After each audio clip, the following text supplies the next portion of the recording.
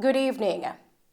Olympic sprint legend Usain Bolt, one of the more than 30 investors whose money is allegedly defrauded by a former employee of Stocks and Securities Limited, SSL, is threatening to file a lawsuit against the company.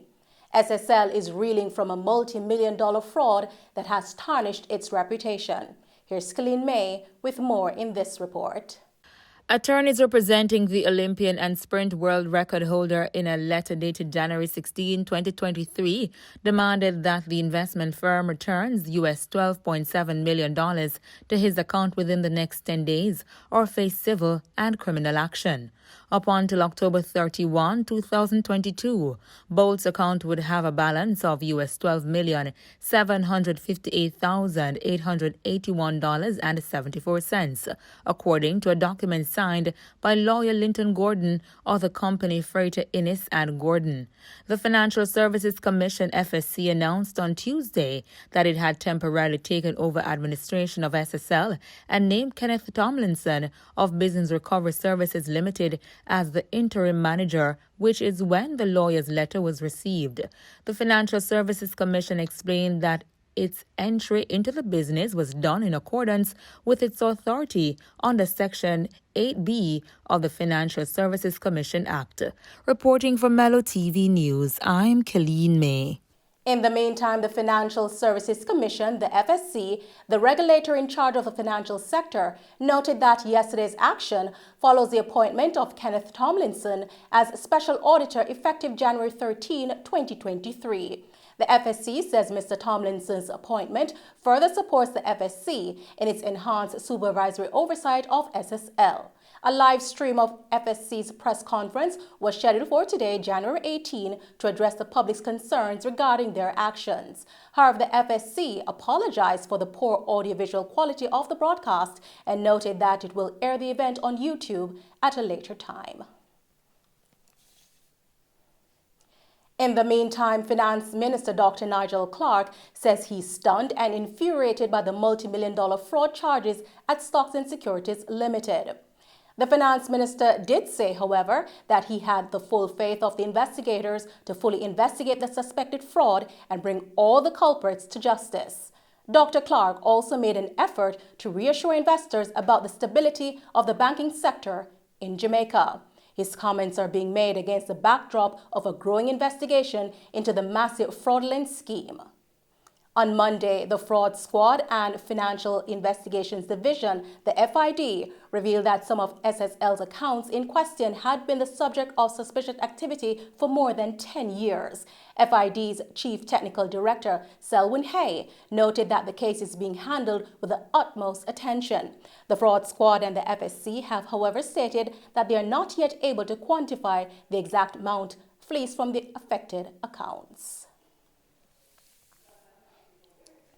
In other news this evening, the Andrew Holness-led government has indicated that it's going full speed ahead to transition Jamaica from a constitutional monarchy to a republic, despite what it describes as, quote, encumbrances from the Mark Golding-led opposition.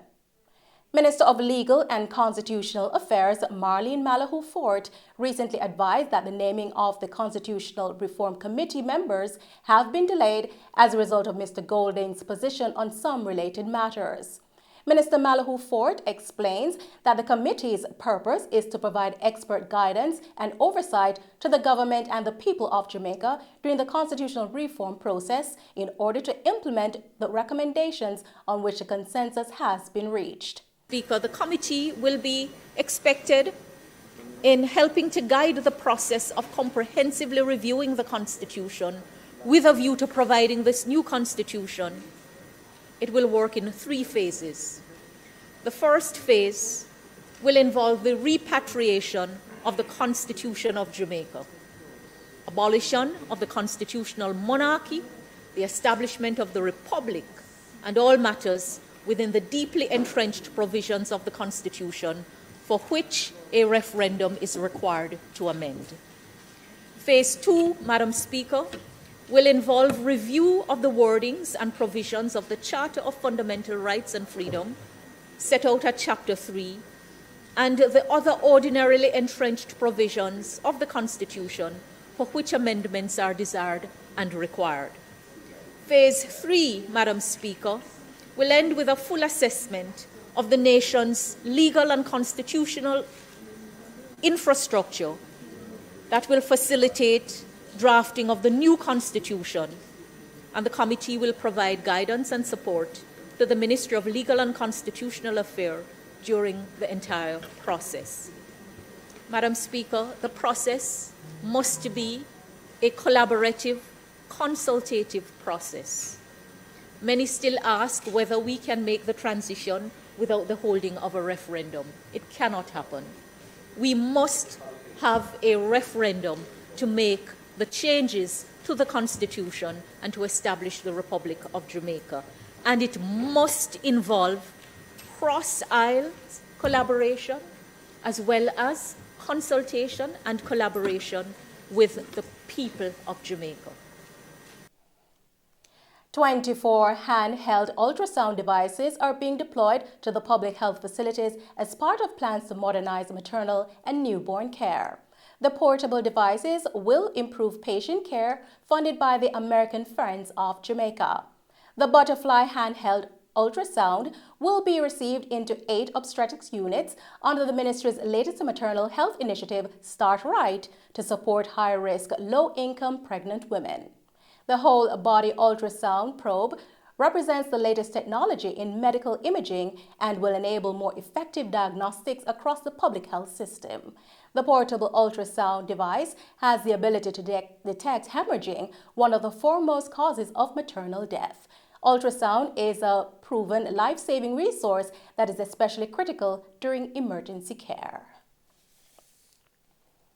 And still on the health sector, Minister of Health and Wellness Dr. Christopher Tufton says the National Health Fund, the NHF, will have to reinvent itself in 2023 or lose its relevance after a while. Dr. Tufton's comments came as guest speaker of the 20th anniversary news briefing at the NHF yesterday. Dr. Tufton revealed plans for expanding support for the treatment and management of chronic non-communicable diseases through the fund's individual benefits program. Dr. Tufton, however, cautioned that if the NHF does not reinvent itself this year, it will face challenges. The minister stated that there is enough documentation from working with its partners to their attempt to see how the ministry can reframe the fund and how it can remain relevant. The minister said that one of the things that have been done during the 20th anniversary celebration is to assess the population. However, Dr. Tufton admitted that there is enough documentation acquired from partners working with the ministry, including a committee headed by Dr. Damon King, which has been studying the issue of healthcare financing. The St. James Municipal Corporation organized an earthquake simulation exercise at its 19A Union Street building and the St. James Infirmary as part of the events honoring Earthquake Awareness Week, which is marked annually in January. The earthquake simulation followed the guidelines of the Office of Disaster Preparedness Management, ODPEM's nationwide preparedness strategies. The drill's objectives were to evaluate the municipal corporation's existing emergency response and pinpoint areas for development. The exercise was designed to test the participants' analytical and critical thinking abilities in the case of an earthquake, as well as to disseminate information to staff and customers who were there. The earthquake drill had the full approval of Montego Bay's Mayor, Councillor Leroy Williams, who stated, quote, "The simulation exercise carried out by the municipal corporation speaks volumes to the corporation's commitment of the safety of its workers." An investigation into the death of a mentally challenged man has been launched by the Ramble Police in Hanover. His body was found at a temporary residence in the Hanover neighborhood of Chester Castle on Wednesday morning. The deceased has been identified only as Nal, also of Chester Castle. According to police reports, the mentally challenged man's lifeless body was discovered by residents about 7 a.m. at his makeshift home at the front of a storage container at Chester Castle. The scene was processed and Nal's body was taken to the morgue for post-mortem examination after the police had been summoned. Investigators have noted that they will need to wait for the post-mortem examination to determine the cause of death. In preparation for the impending rainy season, the Jamaican government is clearing out drains all over Westmoreland. In the Little London neighborhoods, near McLean, Land and Little River, the drain cleaning began last week and will continue this week. Member of Parliament for Western Westmoreland, Moreland Wilson, stated that while the cleaning of this kind is typically handled by the Westmoreland Municipal Corporation, he opted to lend a hand after receiving a request from residents.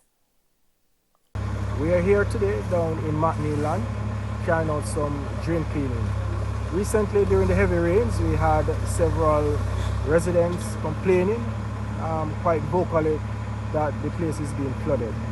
While this area really comes under the Westmoreland Municipal Corporation, people have been calling on the MP to do something about the drain cleaning. So I sent some equipment down here for the past week, and they have been carrying out several cleaning in the area. So we found where we are cleaning right through Macneil and right across the road into a place called Little River, which is in Little London, Westmoreland. So I just want to reassure the residents that we have an MP that is caring and that has heard their cries, and we are trying as best to alleviate the situation. So during this dry time, we are trying to clean as much of the drain as possible. And when it starts to rain, we hope that it would not be as bad as it was before. And those are the stories making the news this evening. Thank you for tuning in to Mello TV Evening News. I'm Nicole Hales. Stay safe and thanks for watching.